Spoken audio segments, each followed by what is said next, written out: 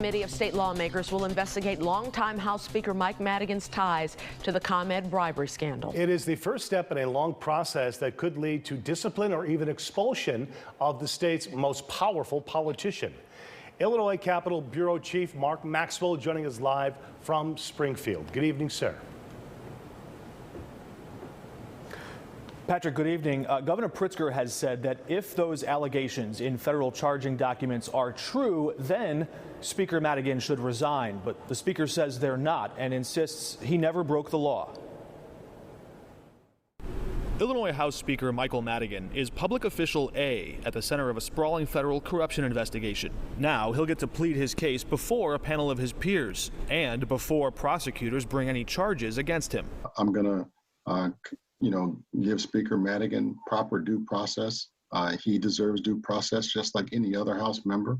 In a 9-page petition, House Republican leader Jim Durkin called for a panel to investigate the Speaker's role in the ComEd case and demanded he recuse himself from that process. Representative Tom Demmer is one of 3 House Republicans on that panel. They did this for that.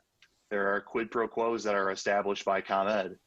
So I think there are some very specific things that we have to investigate. In a statement, Madigan downplayed Durkin's complaint as an election year political stunt to distract voters from President Trump. House Majority Leader Greg Harris appointed Representative Chris Welch to chair the Special Investigative Committee. I'm certainly going to take this seriously. So far, 7 House Democrats have called on Madigan to resign immediately. Several others, including Governor Pritzker, say he should resign if the charges are true. There are questions that need to be answered by the Speaker, and perhaps the creation of this legislative committee will actually get some of those answers. Madigan defended himself, saying the law does not prohibit members of the General Assembly from making job recommendations. And he pointed out the bills that benefited ComEd passed with broad support on both sides of the aisle. I do think the Republicans have to consider that was a bipartisan effort signed by a Republican governor. And so all of that's going to be taken into consideration during this process. And I don't know how you can ignore it.